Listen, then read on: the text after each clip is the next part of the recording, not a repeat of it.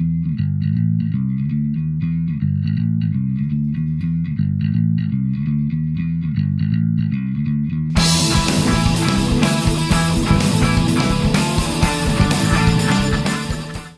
and welcome to vlog number 51, and what a week it's been. I'm not going to bang on about it, but thanks again for all my subscribers for helping me get past that 1,000 subscriber mark, which I never in my wildest dreams thought that I would achieve. It's been a busy week as well, hobby-wise, and not just hobby-wise. You can see I'm in a slightly different place. I'm sat on my sofa again, as I've managed to get room 13 all reorganised, and that's taken quite a bit of time. But I have also made a lot of time for my hobbying. So I won't rattle on now. You can see Thelma and Louise in here with me, enjoying the new room. And I will go back to the beginning of the week, and hopefully you will enjoy this video. Do let me know in the comments below if you do, and I'll see you again at the end. Next step is the waterfall. Now I'm going to make this using clear silicone sealant, and I'm actually going to use this. Now this is one of the first things that I ever made as a hobbyist. I made this when I was working in Belgium and when I first started getting into this terrain thing. And so this has been, what, 4 or 5 years old. And I thought it'd be interesting to see. There is a slight yellowing, a very, very slight yellowing, but it's still pretty clear, I think. I don't think it looks very bad at all. And it's been stuck in this little, what's it here, since I made it, because I didn't have anything I wanted to put it on. And I think that I'm going to actually make use of it in this build, so that's pretty cool. However, let's have a look at how we go about making something like that. And we use the silicone sealant that you'll get to seal your bathroom or your kitchen or whatever. Make sure that it's clear. I've got some cling film or sarin wrap if you're American here, and I've just weighted it down so that it doesn't move so much using these heavy weights. And what I'm going to do is I'm going to put a thick bead across the top of this sheet, like that. Don't have to be too accurate. You're going to be smudging it around. Okay, there we are. Always remember to release the pressure when you're using one of these, and always, always, always put the lid back on. Otherwise it will go off and it'll be annoying to use in the future. So with that bead there now, the next thing that you're going to use is you're going to use a toothpick. So grab yourself a toothpick, and what you do then is you're dragging it down the sheet. Now this can take a while, so I might not film it all, and also you can end up needing to add more silicone as you go down, because as you see it doesn't actually stretch all that far, even though I put quite a lot of silicone on there. But the key here is that certainly on my waterfall that I'm making this for, there's going to be a series of small falls rather than one huge one. So having it done as a small length isn't actually the worst thing in the world, because it's going to be bouncing down a bit. So yeah, so you sit here and you scrape and you scrape and you scrape. So I'll get that done and I will bring you back to show you what it looks like when I'm happy with the quantity, because 20 minutes or so of this is not going to be fun viewing. Scrape, scrape, scrape, scrape, scrape. Simple as that. If you only want a small amount of waterfall, which obviously I don't, then you're done. It's a very quick process. It's only when you want to do lots that you start taking time. So make sure to keep your wrap flat. So there we are. That's what I've got to in that time. I will just zoom in on that. There we are. You can see a little bit clearer now. So all I'm doing is just scrape, scrape, scrape. I'll carry on with that and I'll bring you back when I'm done with this bit and I'm ready to let it go off. I'm going to need to put some more silicone out. Took me a few more minutes. What you can see is I've done one really, really, really long one, which is going to be longer than the full height, which is what I need. Then I've got the rest of the short ones up here and then another couple of different ones down here. The key here is that you can't really overmake this unless you're never going to ever make another waterfall again in your life, which I'm going to, because as I've demonstrated, it stores quite well. So anything that doesn't get used can just go back into the sleeve and it'll be ready for the next time. So what I'm about to do now, if I just do a quick pan, I need to seal the base here with the sandies and seal the sand and gravel at the top as well. So I'm going to just do that with some watered down PVA, and then I'll be ready to, when the waterfalls have gone off, I'll be ready to start offering it up and then work out where my greenery is going to go. This is rapidly rushing to conclusions. I'm going to try to do the sculpting later as well today. It being Sunday, I would really like to get this finished, or as near to finished today as I can, and I think there's a chance that I will.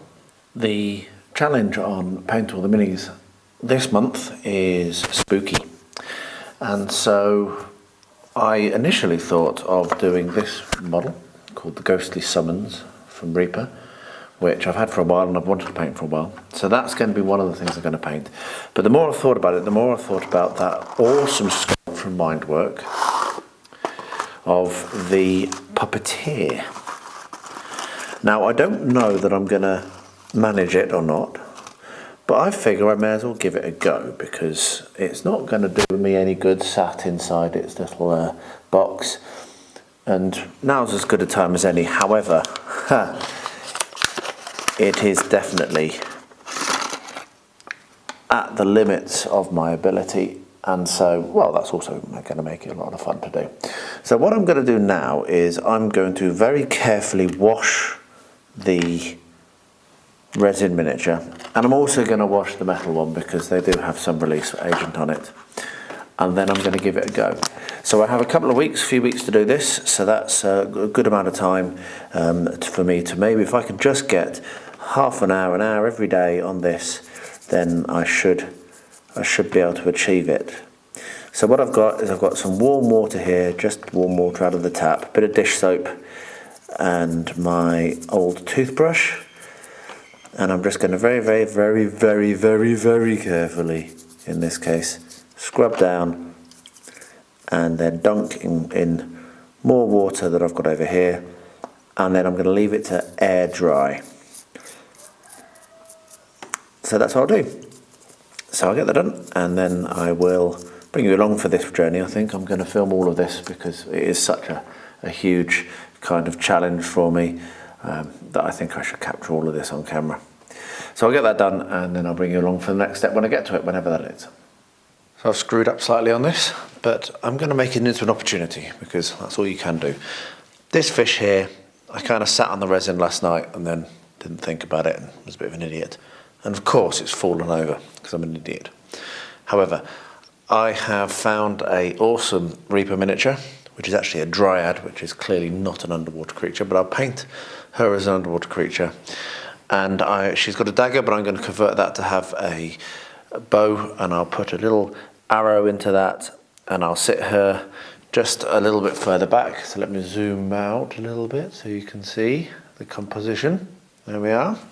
So she'll sit back somewhere around here in this growth here, and then this will have an arrow in it, and so the story will be, you'll know because you've watched it, but yeah, no one else will.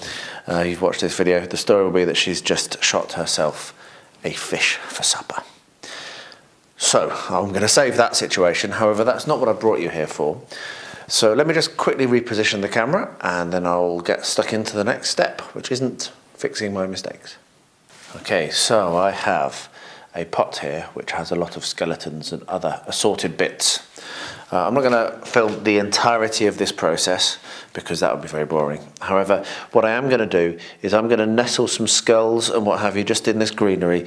That's going to act as a counterpoint to the greenery, and will also add a little bit more interest as well. So we'll come in with a little bit of PVA,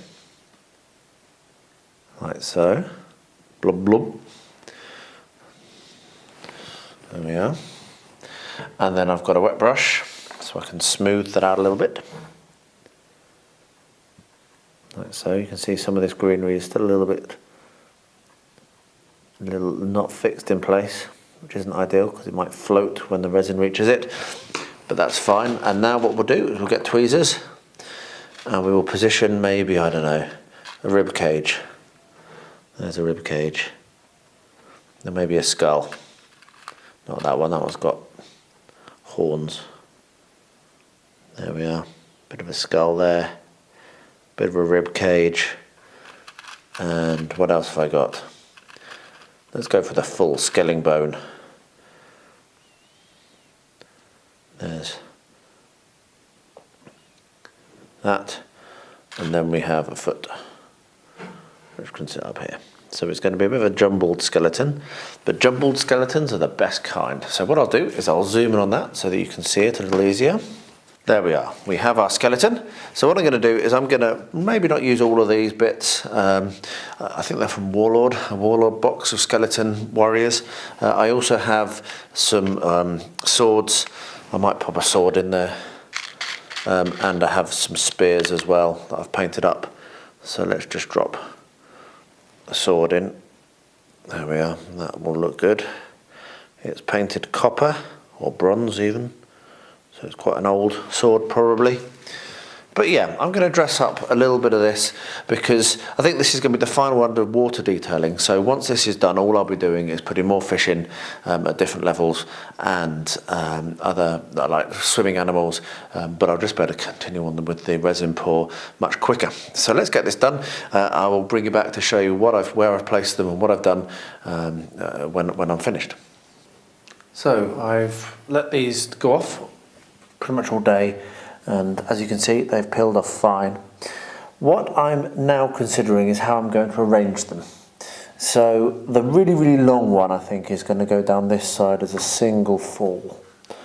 And the really cool thing with this is you can stretch it. So if you find it's just a little bit short, which this is, I thought it was going to be too long.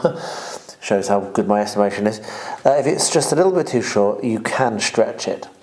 So the other thing to say is you can also glue them together quite easily, stick them together. So I've got that one there, and say for example I wanted to add that one to it. All you need to do is use a little bit more of the same silicone and they'll stick together, obviously. I think I'm going to need to do some more scraping down and more making of fulls to get the whole thing done. However, one other thing to show you is just how easy it is to tear.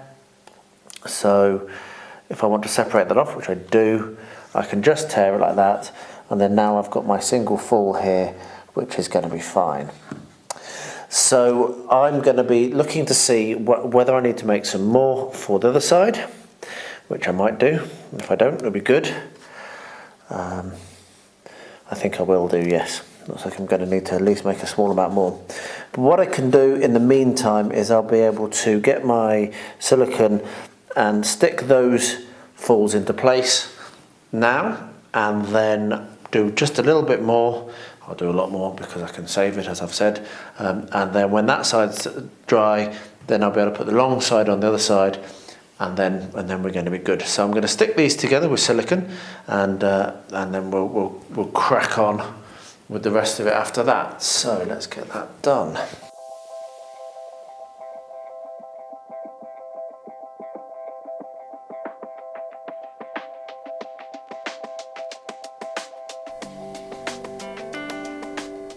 So what I'm going to do now is I'm going to paint the entirety of the base of the Watcher. So everything that's not been painted so far. And I'm going to paint it with Vallejo Filthy Brown, which is a superb colour and I like it very much. And it works very well when you combine it with washes. So yeah, that's what I'm going to do. Everything that you see that's unpainted is going to have the Filthy Brown painted over it. Let's get this done.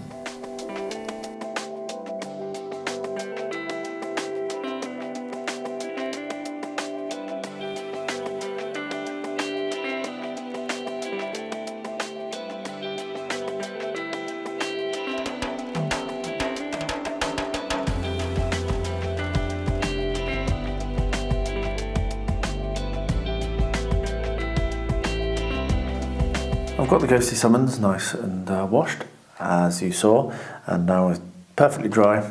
So I've mounted her or them onto my handle, and what I'm going to do now is prime with grey Vallejo primer. So I'll prime the whole model, and I'll also prime the base, which I also have mounted onto a bottle top, as you can see. And then when that's gone off by tomorrow, I can start to put paint on. My plan for this project is to try to dedicate at least half an hour a day to one or other or both of the miniatures I'm painting for this challenge, paint all the miniatures challenge.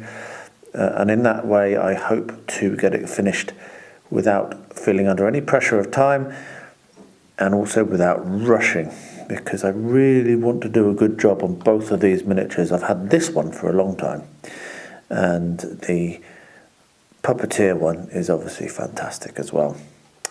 So yeah, I'll get the priming done and I'll bring you along for the next step when I get to it.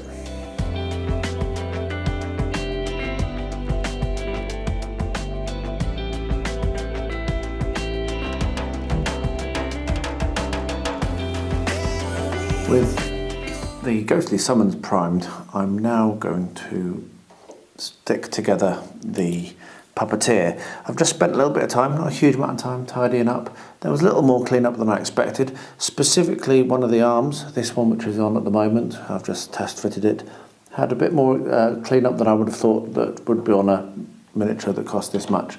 But yeah, so I'm going to glue this together. It was alright other than that, that was about the only negative part. So I'm using superglue, which I think is going to be okay, and I'm not going to do this on camera because I'm quite nervous, and I want to really be able to focus and not worry about what I'm filming, but I'll bring you back at the end to show what it looks like. What I'm going to be doing is just gluing the Puppeteer together. The little mannequin over here, I've got an idea for a diorama, inspired by one I saw online, but kind of, I'd almost had that idea already, but it was wonderful to see someone else had done it, so I'll share a link to that and credit fully where that inspiration came from. And that calls for the mannequin to be done separately and a bit of a diorama. So that'll be more work for me to do, but it's all good. So I'm going to glue this together and I'll bring you back when it's done. I've glued his arms on and I've glued the little bits of what he's using to control the mannequin on, and I've also glued the back on, his backpack on. So I'm going to leave that for now. I'm not going to do his leg because it's a little bit fine and I'm getting quite tired. It's the end of the day. And also I'm not sure entirely what angle I'm going to put the leg at, so I might have a think about that when I come to the diorama, which I'm going to have to plan next. But at least that can go off now, and then I can prime it and start to think about painting. I'm very, very pleased. I'm very excited about this. That was okay. I also need to do a little bit of filling, so probably tomorrow I'm going to do a bit of filling, and then I'll be able to prime it the day after. So yeah, progress is made. Right, it's time to start dressing this and getting the finishing touches before I do the actual walker. So what I'm going to do is I've got some blue paint here which I'm going to really, really dry brush on. So I need to take most of the paint off. Let me get a cloth, actually, rather than my hands, and really, really take most of the paint off that. As you can see, I've got to have very little on, and I'm just going to dry brush it down the water. Like so. As you can see, just even that little amount of water is bringing out the effect. I'll do the other one as well, and that's going to look great. Pick some more up. There we are. So we've got a little bit of a coldness to the water. That's what I'm aiming for there. So with that done, I'm going to get another different brush and I'm going to do the same thing with white. It's not really showing up very well on the camera, but in person it is looking great. So I'll grab the white paint down, get another brush, and dry brush white. Easy for me to say. Let's get that done. There we are. That's really starting to bring that life and texture out in the falls. So I'm now going to work on some greenery, so I'll get myself set up and bring you back very shortly. Okay, so I've gathered together some green paints. I've got my shop bought flock, and I've also got the Easter kind of strange thing,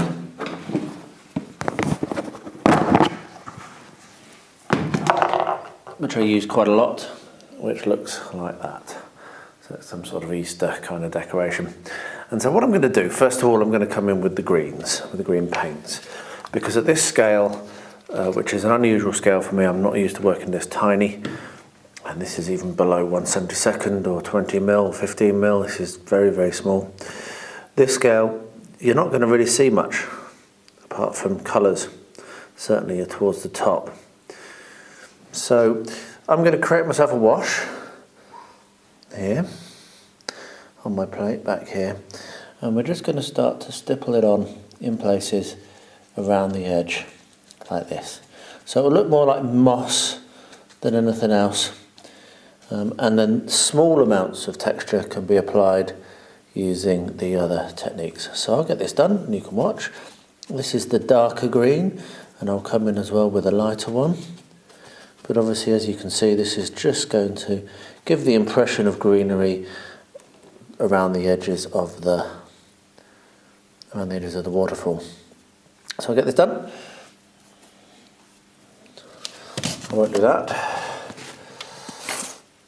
Yeah, keep that in shot. So that was too wet, and I managed to get it onto the waterfall. So I can just blot that off very carefully, and I will be more careful.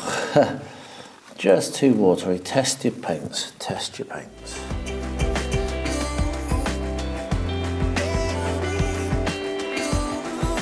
I just had a little bit more time, and so what I've done is I've had a play around with sculpting out my little man who's going to be on the tightrope. And you can see that this took 3 attempts. The first one is here, which was just too big. As you can see, he's quite large, even though probably his legs will be cut there. He's still about 5 mil tall, which is a bit too much, a bit larger than I wanted him to be. So then at this end, I made another attempt that failed completely, which, as you can see, however, I have one here that is perfect. So 3 attempts, and I've come up with some kind of an armature, which is going to be enough. Now, I would show you how I've done this, but frankly, it's way too difficult for me to do on camera. I may do a larger scale one. If I can manage to do that, then I will. But you're basically, if we look at this large one, what you can see is we've got a length of wire which is bent in half. And then as it comes down, it goes out, comes the legs, and then crosses over. And then crosses over to become the legs. And I did this with some very fine tweezers and a couple of hard words. So what I'm now going to do is take this little fella here, who I am happy with the size of. You can see height-wise, he is going to be about 3 mil high, which is about perfect. And I'm going to stick him to a cork, and then very, very carefully apply some filler and other things to make him fill out a little bit so I can paint him. And then when that's done, I'll apply a little bit of paint, and then he can go on to the actual tightrope and get his balancing stick in his hands, and then that'll be done. So I'm very, very pleased actually that I've managed that. I'm hopeful that it's going to look okay when it's on the diorama. I think it will. But yeah, that was a fiddly last 10-15 minutes of my lunch break, but success. So a little bit of fanning around later, and what I've decided to do is skip that step because it's just not going to work how I want it to. Basically, I need to be able to attach this to the tightrope, which is what you can see here. He is attached to the tightrope. And then what we need to do is we need to get him stuck in place so that he is secure. So what I've done is I've made a little kind of stand out of some clamps. And my plan is, and if this works, great, and if it doesn't, then, well, you'll see, is to get some superglue gel, which I've just put onto my piece of paper here, just out of shot. And using a toothpick, I'm going to attempt to both glue him to the tightrope and then potentially fill in some of the gaps. So we'll put a dab of superglue gel just around where he joins to the... Now I know that I could do this with a soldering iron, but I'm just not confident enough. I'm going to have to learn the soldering iron because very shortly my model railway will come in and I'll start working on that. So this is going to be good practice for working with tiny scales. And the reason I'm putting super glue gel all over him is it's going to work as a filler as well. So we just need to make sure we stood up straight, 90 degrees to the wire. I've also got rid of his legs because there was no way for me to attach him to the wire. So there we are, that's a little bit of super glue gel. What I'll do is I will leave that now. There we are, and I'll come back a bit later, see how he is. And now it really is the end of my lunchtime. About 5 minutes ago actually, but never mind. Yeah, so I'll leave that. And the reason I'm doing the super glue gel is that I think that it will actually allow me to paint him a little bit better. And also it fills in the gaps. So it will act as a filler, and it's far easier than green stuff at this scale. If anything is easy at this scale. So we are, right, I'm done with that. I'm going to stop fiddling, and then I'll come back and show you the next step when I get to it, but now I better go back to work. We're entering the home stretch with this now, which is quite exciting. So what I'm going to be doing now is I've got my green stuff, which is the Easter packing, Easter decorations, and I'm just going to pick bits out and stick it on where I want to put it. So I'll pop some music on, and I'll just do this on fast up. Basically, I've got a piece up here, so I'm going to paint some PVA where I want it to be, like so, and then place it in, like that. And that will just add a little bit more interest. I'm not going to do very much. I'm quite pleased with how this is looking so far. I'm not going to do very much, but that just adds a little bit of interest to the overall thing. Makes it look a little bit like there might be some like vines or what have you coming down the side of the cliffs. Doesn't need to be too much. Just a little bit of PVA, and that will now stick in there nicely. So yeah, I'll pop some music on, get this done, and then we're nearly finished.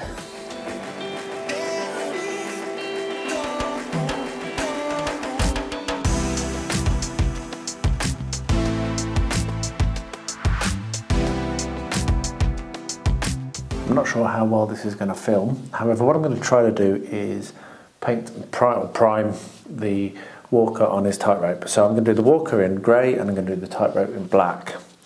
So I think first of all I'm going to do the black. So let me get the black primer out. I'm doing this because this is hopefully going to stick much better to that wire than normal paint. So I'm just going to a couple of drops of that, grab my paintbrush, and then we will try to prime the wire black. So let's see how well this works.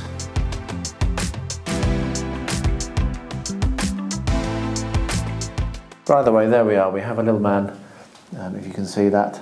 I think you can just about. A little man that's on a tightrope. So let's let that go off, and I'll bring you back when I come to the next step.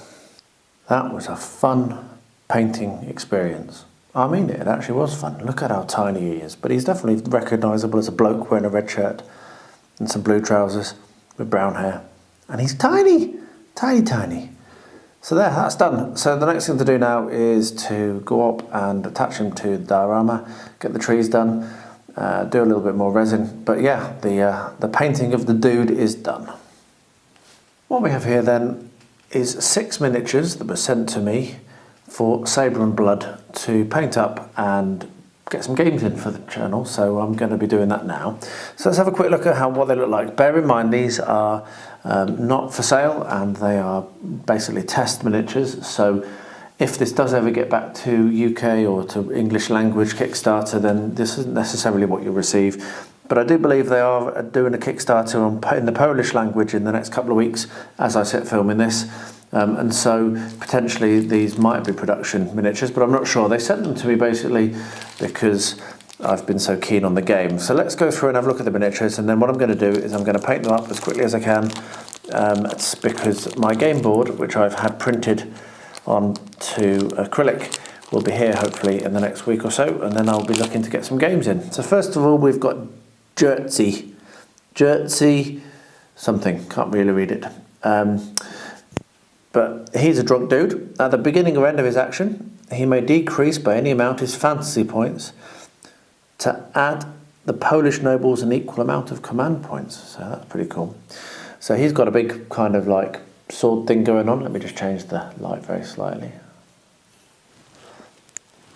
So he's got a big sword thing going on and a bushel of wine. That's pretty cool. Next up we've got Nusco, I believe. The text is not very readable on the cards, but again, these are definitely test prints because they're not doing an English language one. They just did this for me. So yeah, so he also has his sword kind of over his shoulder, but more at a rest on guard type position. And then he's also got a little kind of like dagger in his left hand. So that's him. Then we've got Samuel the Black. He reminds me of the singer from Go-Go Bordello. So there we are. So he's actually a two-part kit. It's the first two-part kit I have unboxed. So you can see the metals are a little bit bent, but again they've been transported in just in a cardboard box basically, so not in the real thing that you'll get. So he's going to need to have his arm kind of like stuck on, and he's actually got two arms to stick on. There's another one there, so I'll be gluing that together. Next we've got Jan something. Always bring a saber to a gunfight, he says. That's a pretty cool tagline. And he's got his arm behind his back, and also is carrying a saber in a very kind of like casual way. To be honest, it looks like that might have been glued on incorrectly, but as I say, I've just got the test one, so that might have to go in the freezer so that his arm can come off, and then I'll glue it on properly, because I think looking at the picture, his sword should be kind of rotated 90 degrees, but that's fine. I can probably get that done. I'll have a look at that off camera when I've got a little bit more space to move. Now we've got Tarash. I saw death and I smiled at it. So that's probably the best miniature yet. He's got a pistol and an axe down by his side. And last but not least, we've got Jeremiah. At the end of each of his actions, he gains ready. My three good companions, my saber, my steed, and me. So, again, a little bit of a bendy sword,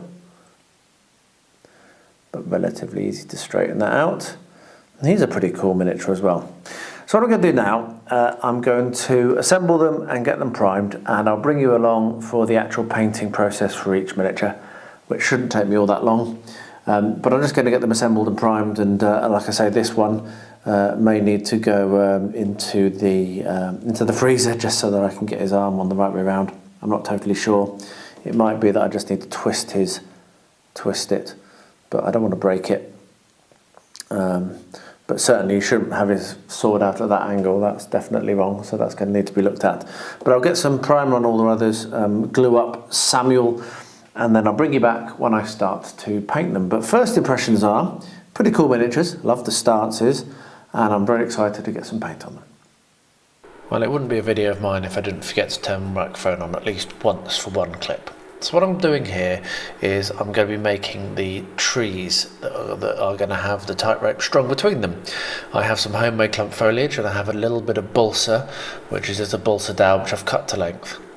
What I'm going to be doing is I'm going to be sticking the homemade clump foliage to the top, and then it will look like trees, particularly when I've painted it with my raw umber paint. So the other technique that I use here is I grab myself a wire brush, and then with the wire brush I'm able to rough up the wood to give it a little bit of a texture, which then helps to make it look a little bit more like a tree trunk. So that's it. I'll put some music on, you can watch in fast motion, but that's basically what I'm going to do.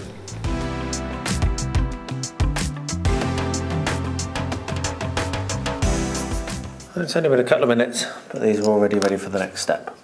So what I'm going to be doing is I'm going to be gluing foliage on, and I'm going to do this in a cheating way using superglue gel. Now this superglue gel pot has been pushed too hard, which means it's all squeezing out, but that's fine, because what we're going to do is we're going to be able to glue this on quite quickly, spray it with activator, and then it'll it'll be done without like taking ages, which PVA glue does. So just like that.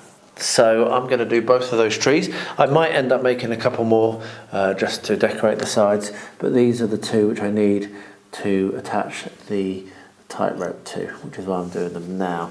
So we'll do the other one in the same way, just copious amounts of superglue gel. Might end up applying some PVA to this to make it a little more hard wearing, but for now what I'm going to do is this. So we attach it on, we attach it on with a squish, and there we have two trees, just like that.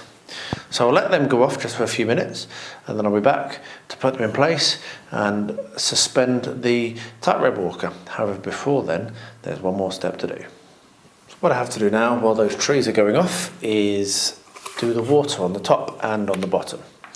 So I'll show you how I'm going to do it on the top, and then I will do the bottom off camera. So we'll just rotate it a bit so that I've got a bit more access and you've got better view. So what we do is we get rid of the dried silicone which is stuck to the end. Let's get rid of that. What we do is we fill in where we want it to be with the silicone, and we don't worry too much about accuracy. Don't want to go over the edges, but it doesn't need to look very good at this stage. We're just getting some body on there. So just fill in everywhere where you want to have your water. So you can see the tree in the middle of the dead tree is growing up from the rapids. And then I have some 99% alcohol and a teaspoon. And what I do is I use the teaspoon to smooth the water, not my fingers, which gives me an opportunity, and I'll keep going back to the alcohol, because it means that I smooth it, but I can also get a really good sculpt going on. Let me turn it around a bit more, so I don't know how well you're going to see it with the angle of the camera, but you can kind of sculpt the water. Back to a little bit more alcohol. Who says alcohol and crafting doesn't mix? I wouldn't drink it though if I were you. So yeah, so you basically can draw shapes and you can pull the silicone sealant into lumps and bumps and what have you, push it in to fill in the gap behind. And yeah, so what I'll do is I will get that done, because it's not proven to be the easiest to film because I'm being quite close, but I'll get this done and I'll bring you back to show what it looks like when it's finished. But I'm basically using the spoon to get the shape of a rushing water coming towards the edge of a torrent and a waterfall. So yeah, that won't take me very long. I'll be back in a very short while. There we are, so you can see the folds are in place. I've put a little bit of hollow fill as well, just to make it a little bit more interesting. So what I'm going to do now is I'm going to attach the trees. So to do that, I'm going to very carefully bore a hole with my bradawl. More carefully than that, but that's fine, because the pin can go in and I can fill that hole with wood glue and it'll be okay. So now what I'll do is I'll do the other side. Again, maybe a bit more carefully than I did that side. There we are, that was a little bit better. And then we'll get the other side, get the tree, and that will sit there. So there we have the two trees that mount the top of the fulls. And over here we have Mr. Dude. I can't believe I managed to paint him. I still can't believe I managed to paint him. And he is going to go between the two trees. So the reason why I've not glued them on yet is because I wanted to just have a look and see how well they looked, and I think they look brilliant. But I am actually going to attach him to one of the trees now and wait for that to dry, and then I will attach him to the other one when it's in place. So I think I'm going to attach him to this far tree first. And what I'm going to do is I'm going to get a pin vise and I'm going to actually take the wire behind the tree and then back in through the pin vise and then use some super glue gel to glue it. However, I'm not going to do that on camera because it's going to be fiddly and impossible to film, so I'll show what it looks like when it's done. It's the return of shaky cam, but there was really no way I could film this on the tripod. So here we are. I've done it. There's the fall of the falls. Looking really nice, with a lot of greenery around the edges and some lovely water effects. And then at the very top, if it will bother to focus for me, which it probably won't, we have the little dude. That's his official name. There he is, he's in focus. The little dude, and he's on his little tightrope going between that tree and that tree. And I am very pleased with how that's turned out. That looks absolutely wonderful. So there we are. I am now walking away from this very, very carefully to leave it all to set, and I'll get some proper glamour pictures as well.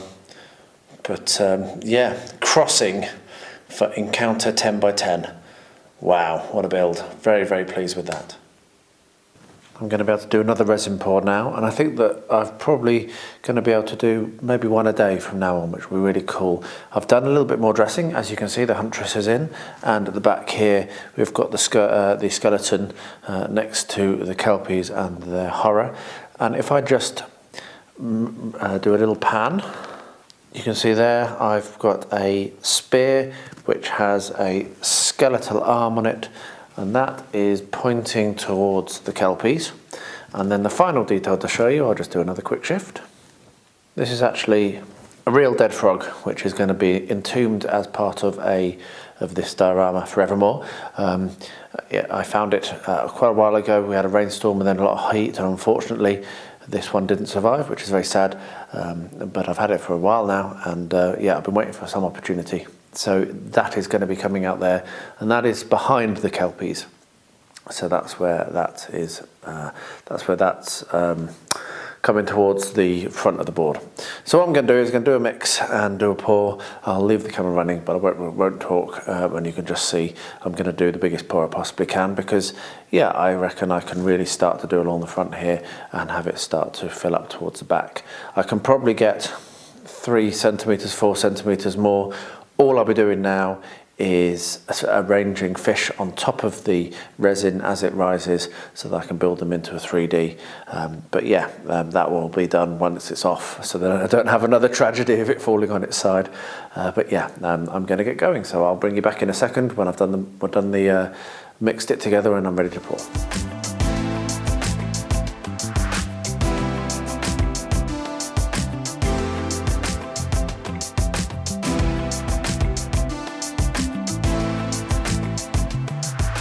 Pour was a little light because I ran out of my first pot of my first mixes of resin. So that's probably around 600 or 700, maybe a kilogram of resin on there now. I've got 4.5 kilograms in a new batch that I ordered, and it's clearly not going to be enough, so I'm going to have to order some more. But I'm not going to rush it. If this takes me a long time, it takes me a long time. I can't really afford to just keep buying resin and resin. But that's by the by. I'm now going to do another mix from my new batch, so I'm starting 4.5 kilograms of resin. So when I'm out of that, we know exactly how much I've used.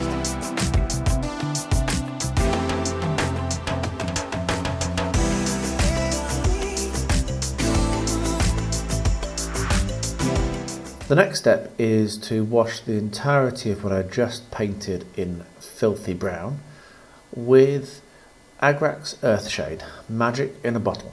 So that's what I'm going to do.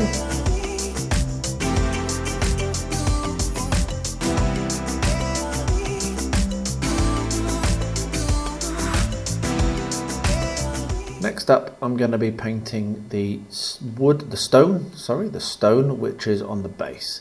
And I'm just going to be using medium grey for this, which is my go-to when I just want to do normal stone. So I'll paint all of the stone areas with this colour.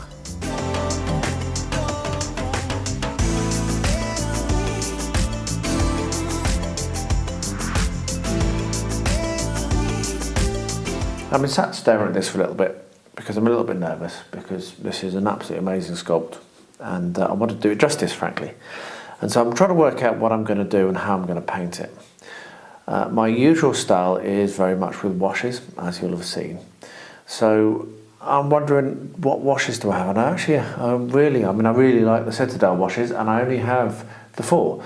so not a huge quantity.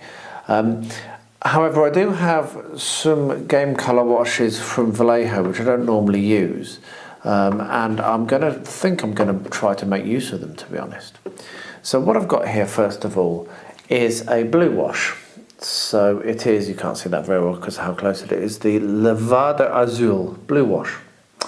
So I'm going to basically put some of this on my wet palette, get quite a moist brush while I'm doing it, and I'm going to put that, I'm not sure whether all over or all over one, but certainly I'm going to try to bring out some of the details, and this is going to be done with a blue wash at this stage.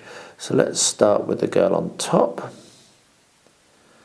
and let's give her a lovely blue wash and find out that I haven't cleaned up all the mould lines correctly. That horrible moment.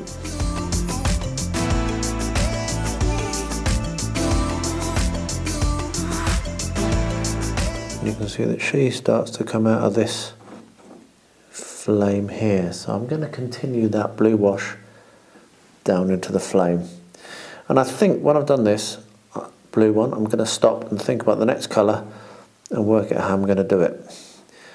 Because I reckon I could do this quite simply with washes and then maybe pick out a couple of really beautiful highlights.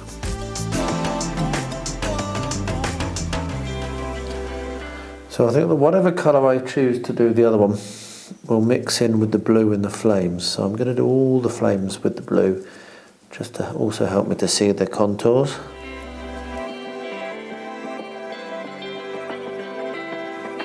Excellent. Right, so I'm going to let that to dry now. Oh, it's gone out of focus, I do apologise. I'm going to let that to dry now, there we are. And then I'm going to come back in with another colour for the other ghost. Actually, yeah, there's three. So I'm going to come in with two other colours. So you've got the one in the front, we've got the one here, and we've got another one behind. So there's going to be another colour, and I'm going to need to do three. So I'm going to come back in with that when this is dried. I'll let that go off and I'll bring you along when I get to it. Now I'm going to paint the details which are on the base. So to give you a quick rundown of the paints you're about to see me use, I'm using skeleton horde on the bones, some silver on the armour, some old wood on the wooden bits, burnt red, dark Prussian blue and black green is the colour of the cloaks. I've got leather brown there for the leather, some old gold for the gold detailing, and I come back in with a neutral grey for the stone touch-up. So sit back, enjoy the music and watch as I get all of that done.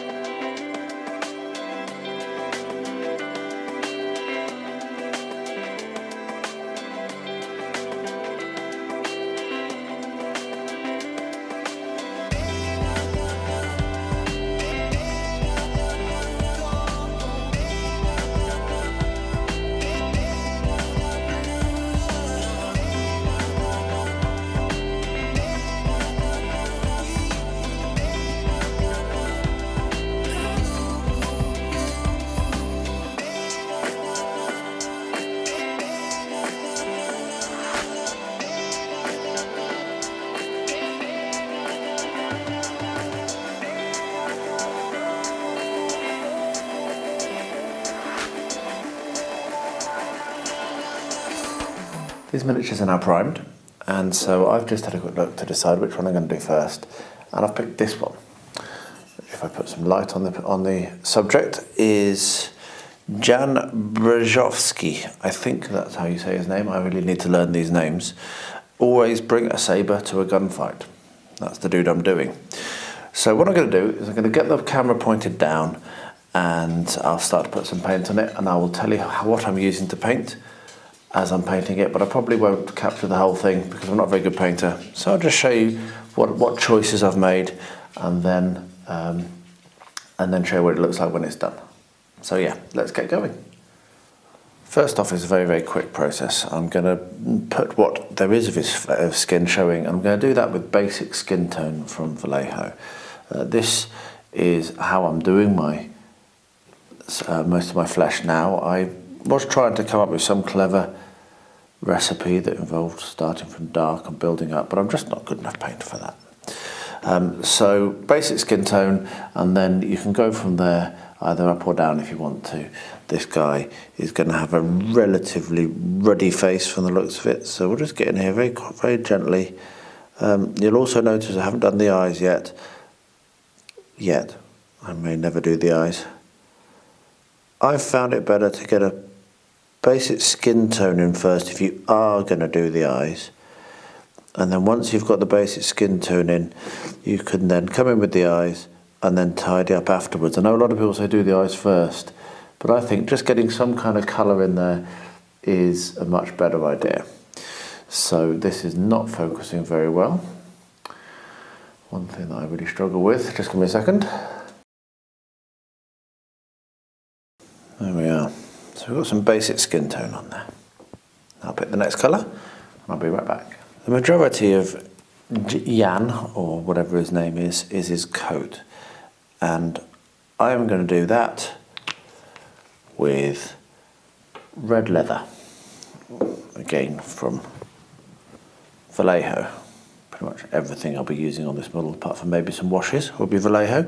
So I'm going to do his coat. I'm not going to film all of this because, I'm not. But yeah, I will bring you back when it's done and show what it looks like. There we are, it's looking quite good now. So what I'm now going to do is pick out some of the details that are in black-brown. So German camouflage black-brown is what I've got. And that's going to be his gloves and his guard.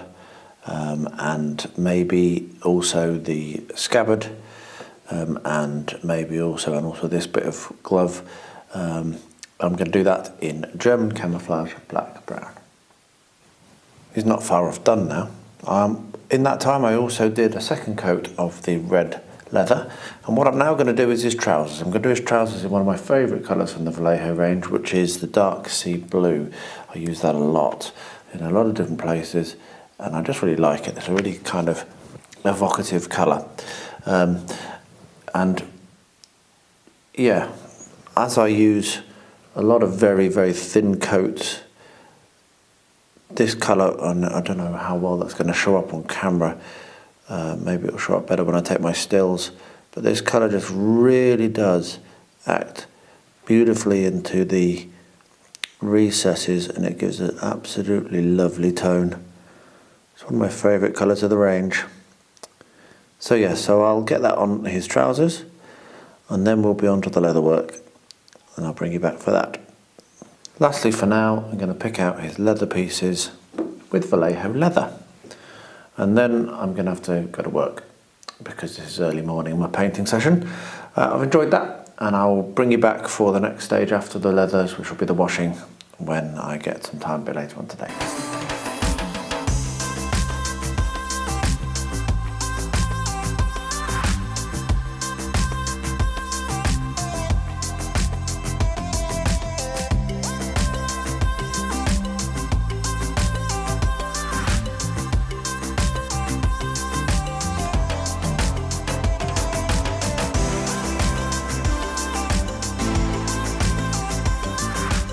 Of course, I lied because I'm not just up to the wash stage on this. I need to paint the gold details on his coat.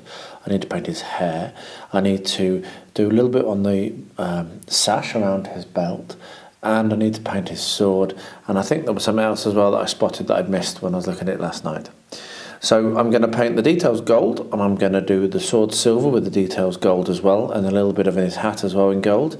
I'm going to do that now, and then I will bring you back for when I do the sash, because I'm not totally sure what I'm going to do with the sash, but then I will be at the wash stage. So I'll get that done now, and then I'll bring you back and talk to you through the washes. There you are, so you can see that the gold details are done and his beard has been done. I did that in mahogany actually, excuse me. Gold details on his sword and also on the scabbard back here. And what I'm now going to do is some washing. So I'm just going to explain to you what I'm going to do, and then I'll get it done, because I'm going to start another miniature now and wash, because I don't want to wash the wet stuff. So I'll do flesh shade, regular flesh shade on his flesh.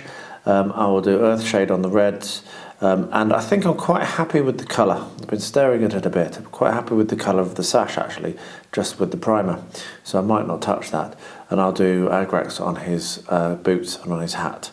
And yeah, I'm pretty pleased with that. So I'll get those washes done, and in a minute I will start another one, and I'll bring you along for that as well. So the next one that I want to do is Tarashed Barabbas, and that's this guy here with the pistol in one hand and the hammer behind his back there. Now I've already put the pink on, the flesh on. I did that last night just when I had a little bit more extra time and some left over. But basically he's got a green coat, leather shoes, kind of like a browny trousers, and he's got some kind of funky tassels going on the front. So yeah, I'm just going to paint him up. I'll bring him along when I'm done, or when I get to the end of the evening and show you where I've got to. But I'm not going to point the camera down because, well, yeah, it's just me. I'm not all that good a painter. But I do know that I'm going to paint his coat with brown violet. I think that looks like what the colour is. And his shoes are going to be done with normal leather. So anyway, I will show you what it looks like when it is finished. And there he is. That took me all of about 20 minutes to paint. These miniatures are really nice, actually. They've got a lot of detail. They're very forgiving. And I'm really actually quite happy with how he's turned out. Let me get a little bit more direct light on so you can see the colours. But it's a simple chestnut brown on his hood and then a Caribou crimson wash, and it's just come out beautifully. The coat is the what I mentioned earlier, the brown violet with just an Agrax wash. And it's just, I mean, certainly it's still wet, it's still bit shiny. But yeah, I'm really pleased with that. I'm not sure whether I'm going to do another one tonight, because I'm still home alone and I do need to give the puppies some attention. It's not really very fair on them, bless them, for me to be locked in here all the time. But I'm cracking through these. My aim is to get these all done this week so that I can try to, when my new printer arrives, I can print out the rules and I'm all ready. I don't want to be rushing. So I've got one more to prime and three more already primed, ready for paint. So maybe I might do one more this evening, and then that means I'm halfway through. So anyway, there he is. That is Tarashed Barabbas. Now to either pick another one or go and play with puppies. What I've decided to do just quickly before I go and play with the puppies is get a little bit more colour on the ghostly summons. And I've pulled out the red Vallejo wash, and I'm going to do the same thing as I did yesterday for the blue, but I'm going to do this with red. Now I'm not going to do red, white and blue. I think the other one's going to be green. But these are just the base colours. I'm still playing with my concept here. Still haven't got a really clear idea of what I'm going to end up with, but sometimes you just got to start. You can always undo and redo and what have you without problems. So yeah, so I'm just going to very carefully put a very light red wash on this one here, like so. Which won't take me very long. And then I'm going to go and play with puppies for a bit.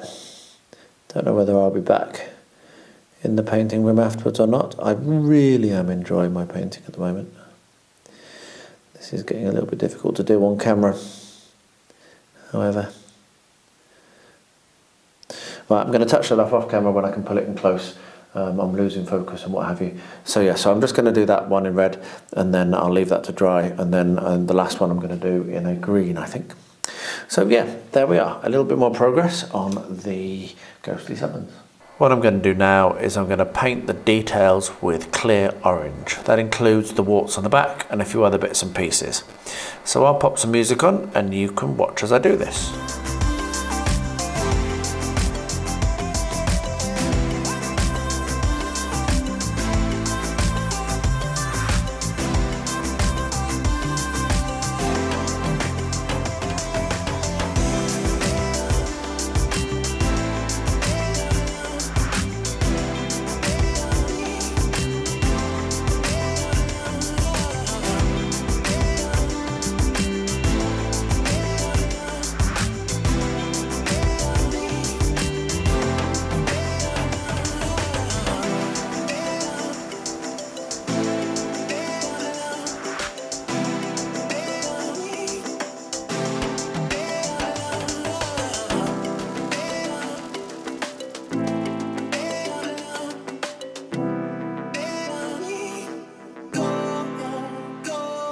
Next up, I'm going to apply some red wash to various parts of the face of the watcher.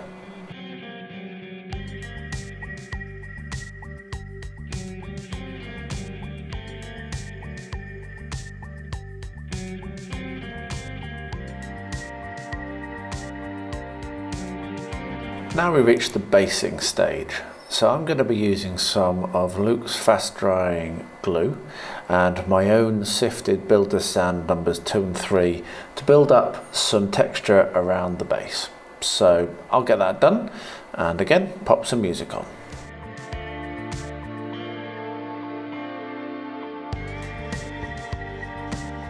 So the sand and gravel has dried on, as you can see.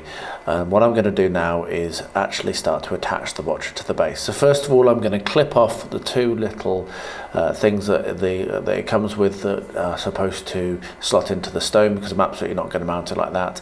My plan is, as I've said a few times, I think, to have the watcher rising up and coming out towards you out of the water.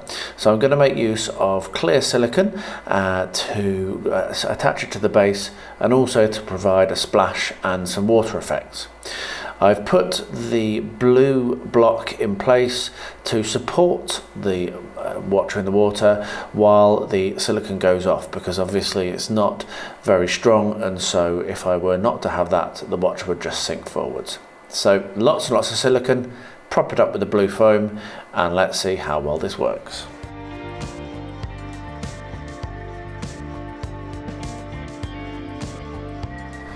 Well, I can tell you it worked pretty well.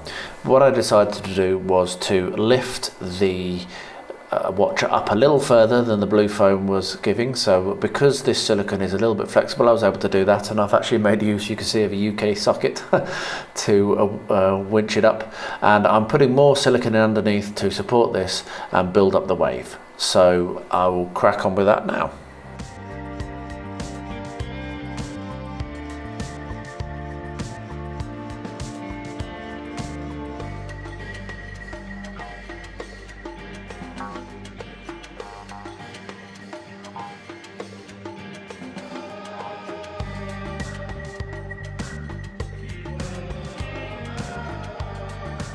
Here are the two that I've painted so far, and I'm very pleased with them actually. They're really, really nice to paint.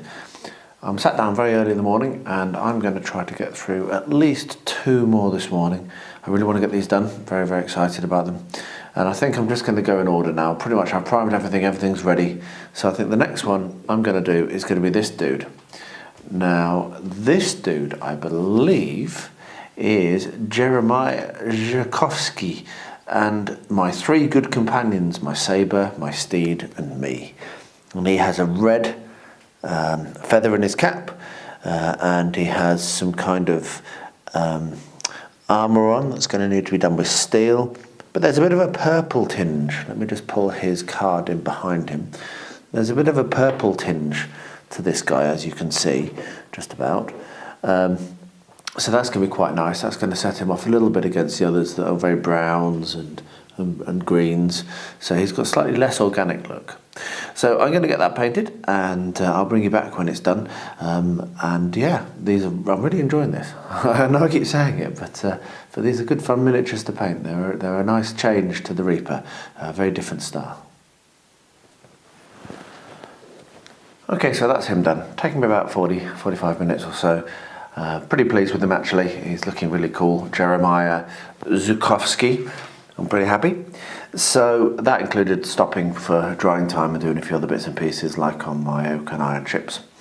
I'm now going to pick Samuel the Black, who was the one that I had to glue together, and I was a little bit concerned that he wasn't actually right. But yeah, I'm pretty pleased with them. I'm looking forward to painting this one as well. Here's another one with a little bit of a different look. He's probably got a burnt red, a little bit of purple edges, but he's a very characterful character card. So let me get that in front of the camera very briefly for you, let that focus. So that's what his character card is.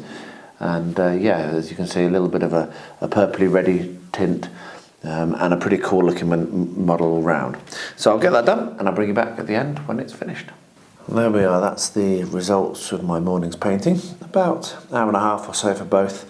Really pleased. I've only got 2 more to go now on these miniatures. Hopefully in the next week or so my board will arrive and then I can start to get a game down. But yeah, as I keep saying, I'm really enjoying painting these. They have a lot of character and very forgiving and a lot of fun to paint. So yeah, only 2 more to go. Well, there you are. I had 3 hours of footage when I started editing, which was a shock to me, and I managed to get it down to the hour, which is pretty good, and I hope that's been enjoyable. One thing I did want to add is that the memorial for my father, the build that I was going to do for the challenge, I've decided to not do for the challenge. I want to spend more time on it, I don't want to feel any pressure. I have had a load of stuff arrive this week that I ordered, so a load of the figures and the church, the chapel of memorial and what have you.